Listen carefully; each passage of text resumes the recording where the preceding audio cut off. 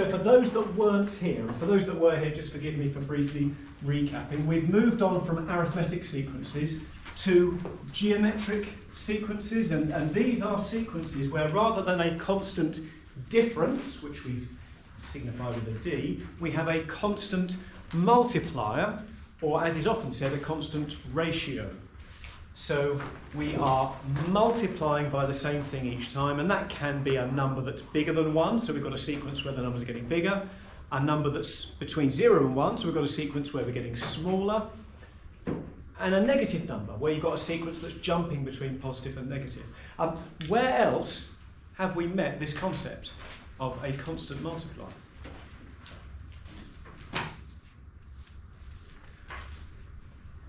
Exponential growth and decay.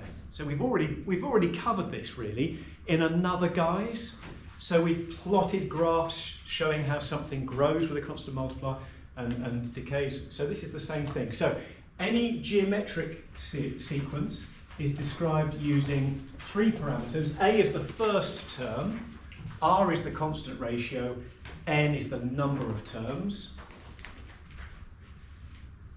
And we still use the U notation. So if I want to get to the nth term of a sequence, I start with my first term, and I'm not adding something each time. I'm multiplying by something, and the number of jumps is always n minus 1, isn't it? So this is me with my fingers to get from the first term to the 5th term. That's 2nd, 3rd, 4th, 5th, 4 jumps. And I make no apologies for getting the fingers out in some of these questions, because you've got to make sure you don't get them. Yes, sorry. What's R? So R is the multiplier. R is the multiplier. And it stands for ratio. So with a simple sequence, and again, forgive me for those that were here, the multiplier is 3, so R is 3. They call it a ratio because the ratio of 2 to 6 is the same as the ratio of 6 to 18, and that's constant. So here we've got a sequence with algebra involved. So this is the question I'd like us to start with. Just remind me, Laura, if it's not obvious like this, what R is, what's the trick we use to find R? It'll be well, you can pick a term, but it'll be the term after it divided by the term before it.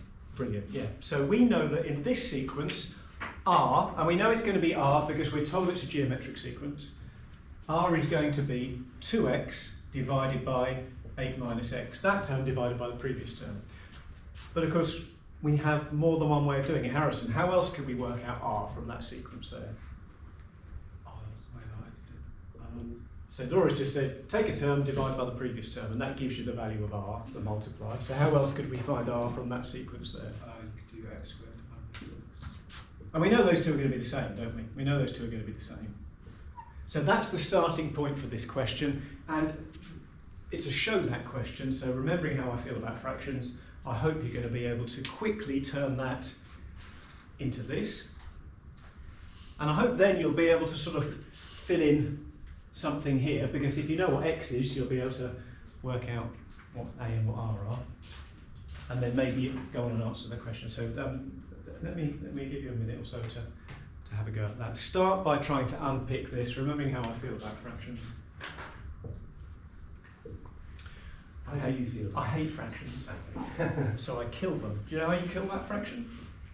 How multiply by 2x? You multiply by 2x, absolutely, that's right. And if you multiply by 2x on that side, you've got to multiply by 2x on this side. On the spot there, sir.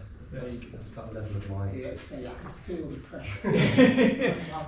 I won't insult you by asking how you kill that fraction, but there we go. Sorry, for those at home, Mr. Toomey is with us, so that's fine. So I'm hoping you're going to feel this sort of proof relief. If we add x cubed to both sides there, sorry, is that coming out on the camera? Probably not.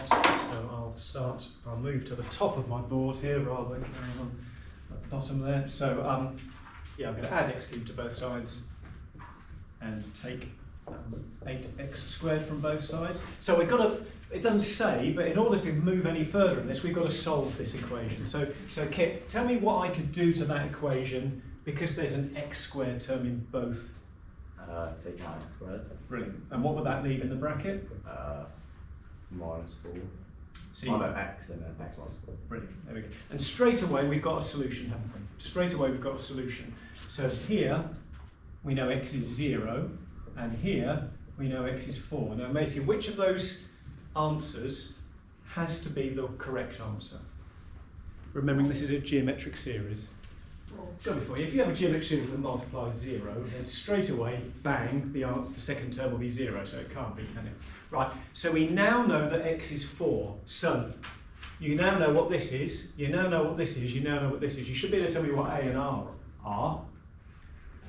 And I think this is perhaps taking a little bit too long, so we'll work out the 20th term, and maybe we'll come back to this one as a starter tomorrow. So that could be one you try independently. So that question, this is question on page 70 of the pure textbook.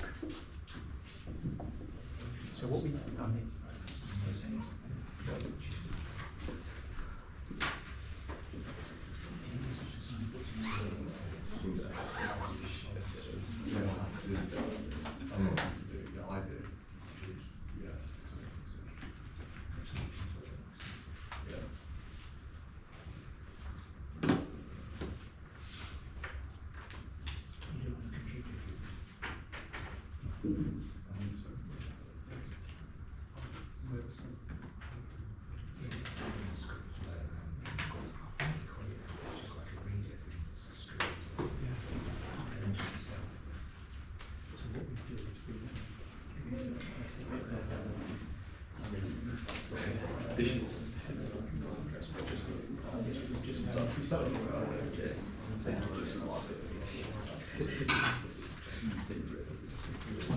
yeah, so that's a very good example if you got it all right.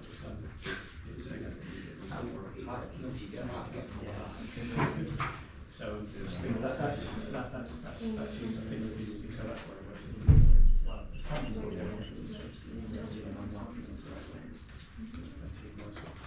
Marking annotations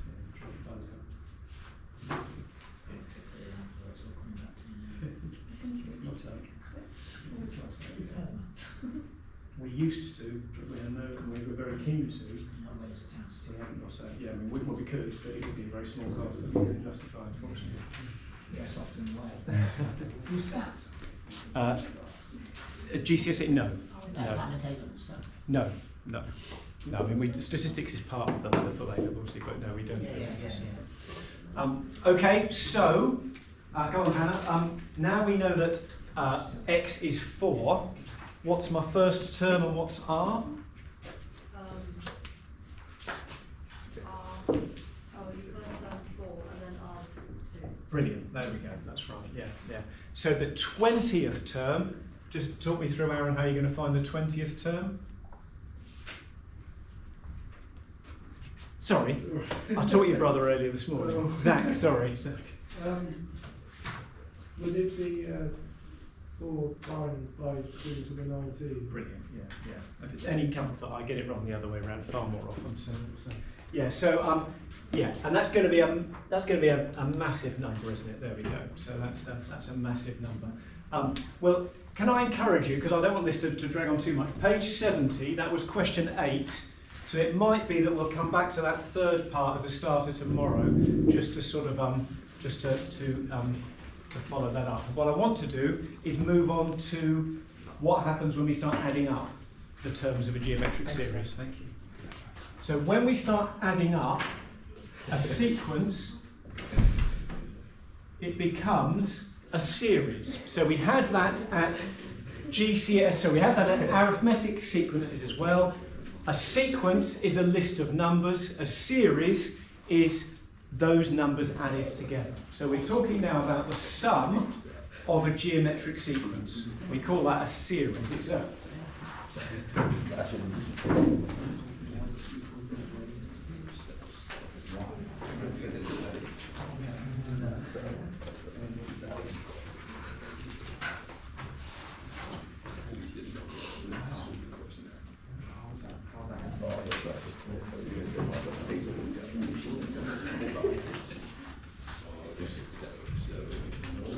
So what I'm going to do is I'm going to give you the formula without proving it. All right, there is a proof for the formula. It's quite a neat proof, and we will do it, but we're not going to do it today because I want to get on and do some sums. So if you've got a series and you want to add up the first n terms, so the sum of the first n terms of a series, a geometric series, which we call that the sum of the first n terms, it's this formula here. Now it's quite a neat proof, so we will do it, but we'll perhaps do it when we're a little bit older and wiser and a bit more confident with our algebra.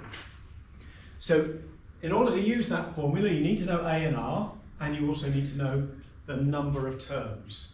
Note that unlike the UN formula, here we're multiplying by R n times. And again, when you look at the proof, it's a really elegant reason for why that works. But so that's the sum, and I'm just giving you that formula. That formula is on the formula sheet. You sometimes see it written the other way round, where they've multiplied everything by -1, so it becomes I. They say that's easier if R is a bigger number, but I disagree. I just think let's learn one formula. We've got one formula on the formula sheet. Let's use it. That's the version that's on the formula sheet. So let's look at some examples.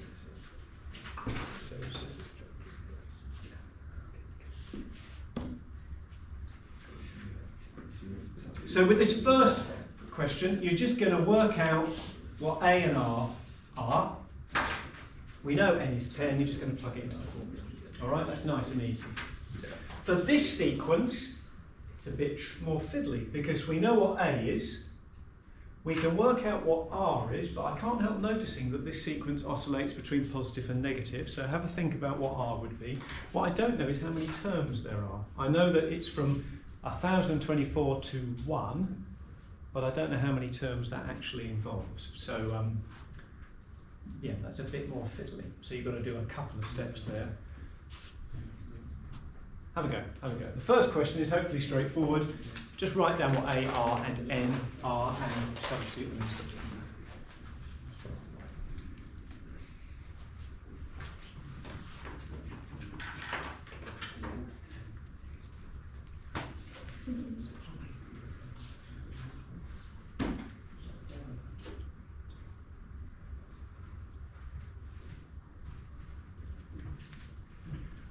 And you know, your calculator will deal with the faff.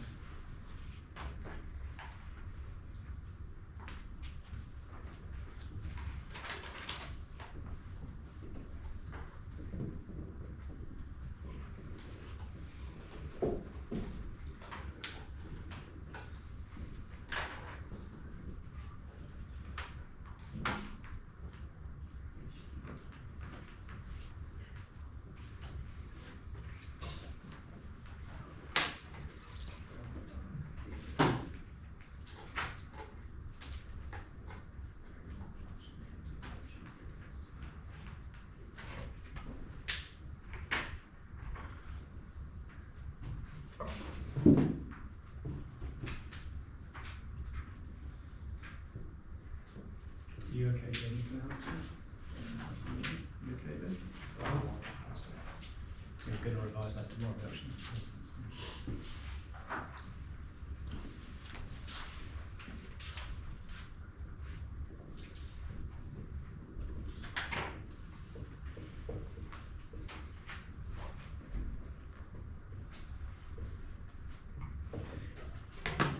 You get a negative term in the brackets, but you get a negative denominator, so that's why you end up with a positive answer. And don't forget, we're adding up a sequence of numbers where you're multiplying each time, so your sums are going to be massive, aren't they? Yeah, the first 10 terms of that sequence are going to be a big, big number. Second question, you need to know what n is, and that's your tricky bit.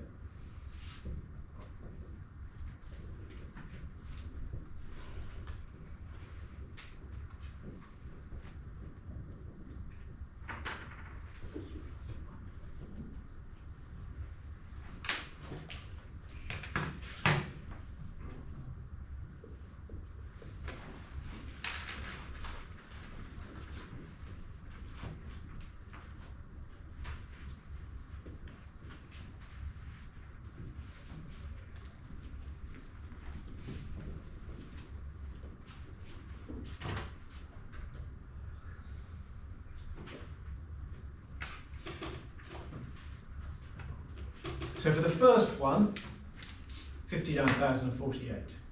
For the second one, there's two ways to work out how many terms in the sequence. You can just list it out. If you listed it out, fantastic. I think there are 11 terms. So that's one way of doing it. But the other way of doing it is to say, okay, the first term is 1,024, and the nth term, and I want to know what n is 1. So 1 is the first term multiplied by r, and r is minus a half. That's because I know it's going to keep oscillating.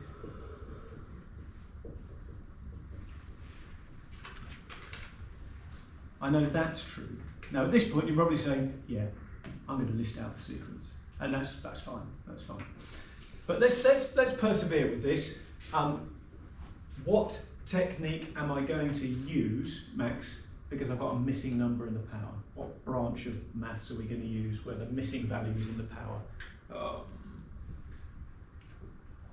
We're off to an exciting place. We're off to logland, that's right, yeah. So whenever we've got a missing value in the power, and we met this last lesson, so again, this is a good question to do for those that weren't here, we're going to use logs. Now, I'm going to persevere with my log logs for this. I know that you don't have to use log logs, but if you wanted to do it the other way, you'd have to use log to the base minus a half. That's just too confusing.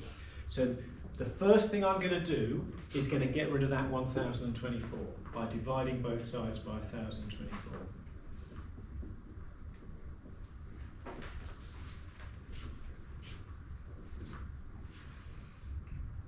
And now I've got the thing that I have with the power in it on its own, I'm going to log both sides, log log.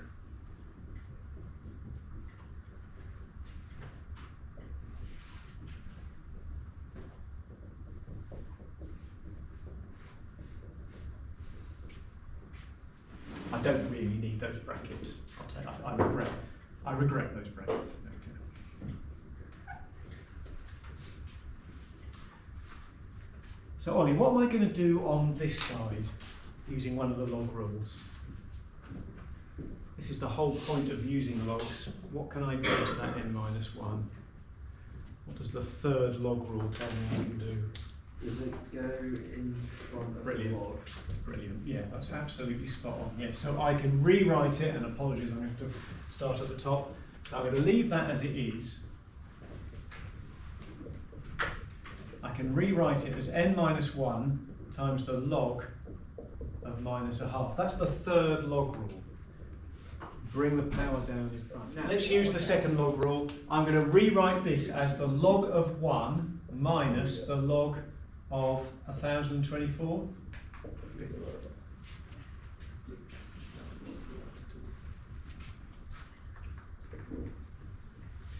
And I'm going to rewrite this as the log of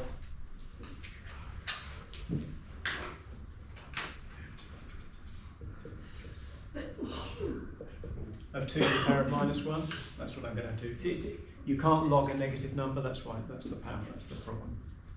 So I've had to rewrite that as 2 to the power of minus 1. So in fact, actually, I didn't need to do that at all, but we'll stick with it. Macy, could you just type in log 1 for me on your calculator?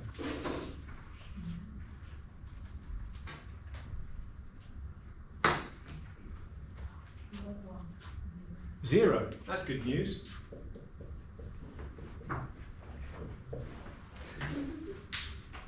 So the log of 1 over 1,024 is the same as the minus the log of 1,024. I'm now going to rescue the minus sign, the minus 1, from the log.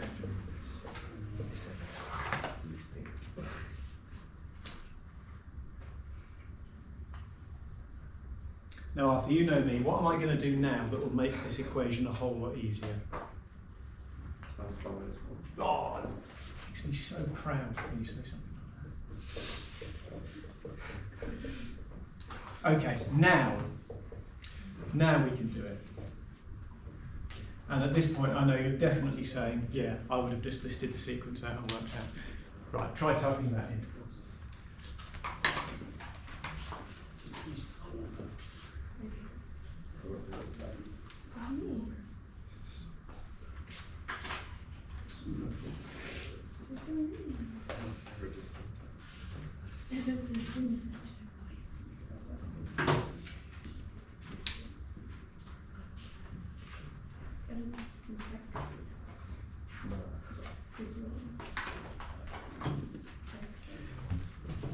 So that is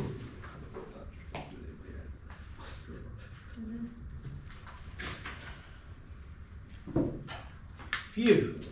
N minus 1 is 10, so n is 11. Right. We haven't actually answered the question, have we? Because what we actually had to do was to work out, where am I? Here we are. Work out the sum of this sequence. So all we've done now is worked out there were 11 terms. So A is 1024, R is minus a half, and N is 11. So let's now finally whack that into the formula and get the total. Now it's interesting, this is oscillating between positive and negative. So the first term is positive, second term is negative. Which is going to win? Is the total going to be positive or is it going to be negative? Let's see, I can hardly remember. Yeah.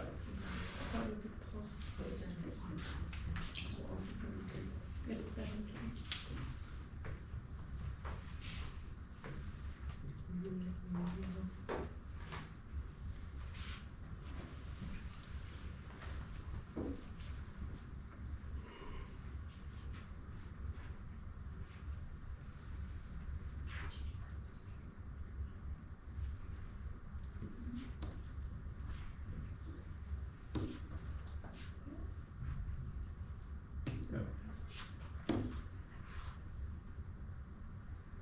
683. Should get 683.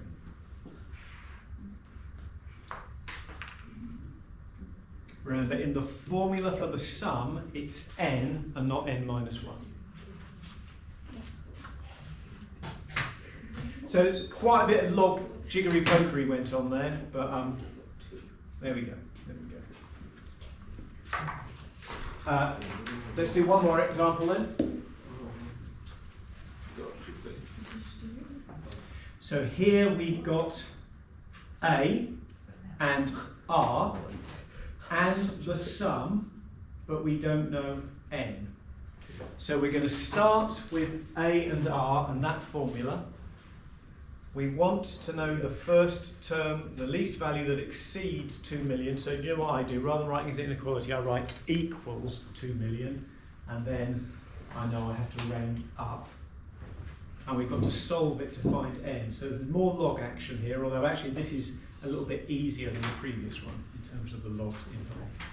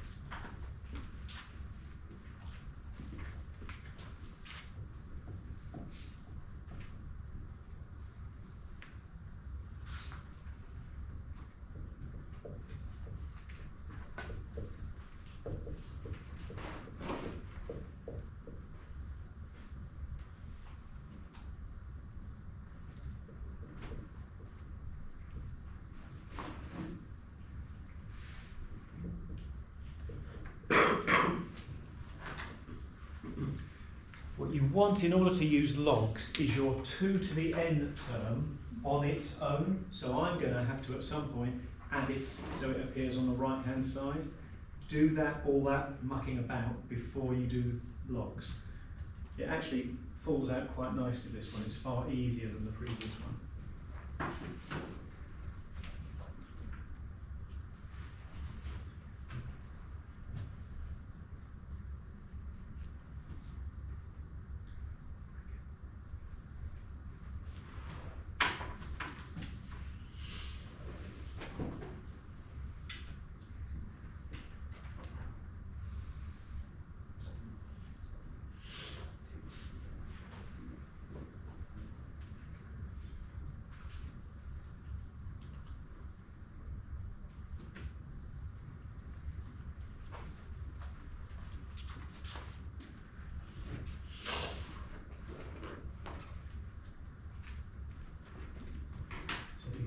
2 to the n on its own on the right hand side. The 2 million needs to be on the left hand So I side. may know this already, but You're very welcome. Is that okay? Thank you. You're very welcome.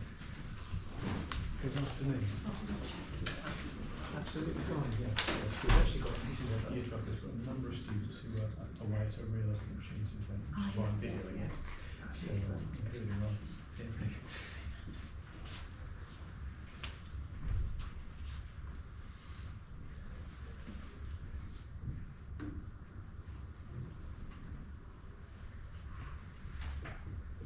Oh, actually, you don't need to move it across, do you?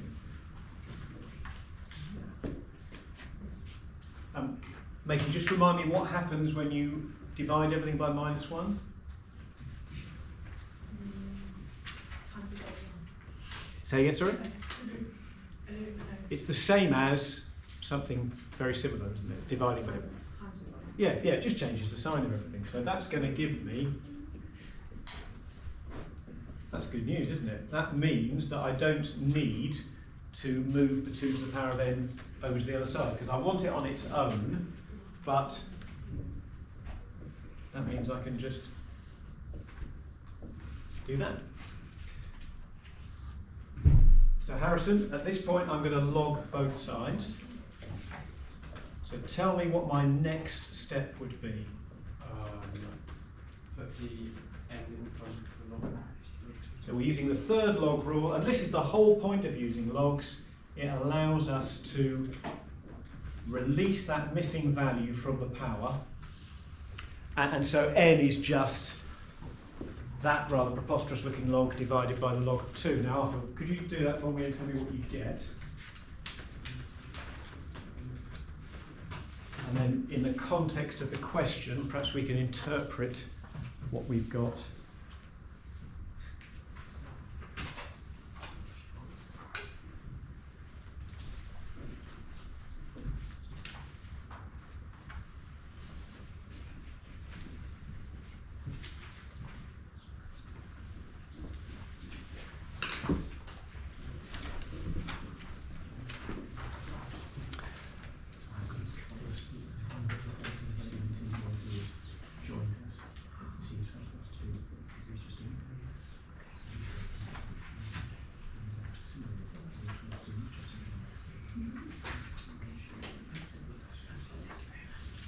So Arthur, what do you get when you type that sum in on your calculator? I'm not too sure. I don't really know. So hit your fraction button, and then you've got your LOG log button here. You've got 2 million and 1. Have you got too many zeros there? I think you may have done, yes. So we need 5 zeros and 1, yeah? And then divide by the log of 2. 20.9315. So tell me what that means about n. It's 21. 21, yeah, that's right, yeah. There's clearly not a value of n which gives you a sum of exactly 2 million, so we know from our answer that the 20th term will make the sum less than, the 21st term will make the sum more than. Okay? You right? You with me? Excellent. So, for those at home, the sheet I've just given out is page 72 and 73 from the Pure 2 textbook. For those here, can I encourage you to start on question 2? Question 1 is a fairly basic sort of, I think we're probably beyond that. So question 2 and question 3 are good questions. Question 3, S8 just means the sum of the first 8 terms. Question 4 is a little bit of a curveball. So it may be that we do that at the start of next lesson. So so we'll have a go at 2 and 3, and those at home do 2 and 3, and then if you're back with us tomorrow, you can do question 4 next lesson.